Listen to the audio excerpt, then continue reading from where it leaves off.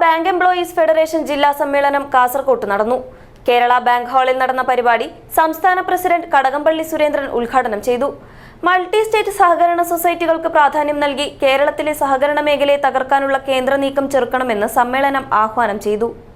Bhima jewellery, old press club junction, Kasaragod. Kerala bank employees federation ജില്ലാ സമ്മേളനം കാസർകോട്ട് കേരള ബാങ്ക് ഹാളിൽ നടന്നു. സംസ്ഥാന പ്രസിഡന്റ് കടകംപള്ളി സുരേന്ദ്രൻ ഉദ്ഘാടനം ചെയ്തു. കെ പ്രഭാവതി അധ്യക്ഷത വഹിച്ചു.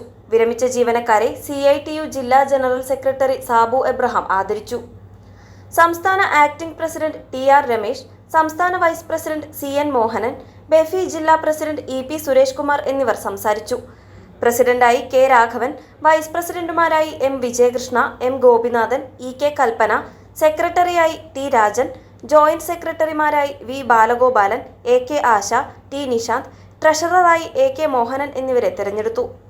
മൾട്ടി സ്റ്റേറ്റ് സഹകരണ സൊസൈറ്റികൾക്ക് പ്രാധാന്യം നൽകി കേരളത്തിലെ സഹകരണ മേഖലയെ തകർക്കാനുള്ള കേന്ദ്ര നീക്കം ചെറുക്കണമെന്ന് സമ്മേളനം ആഹ്വാനം ചെയ്തു.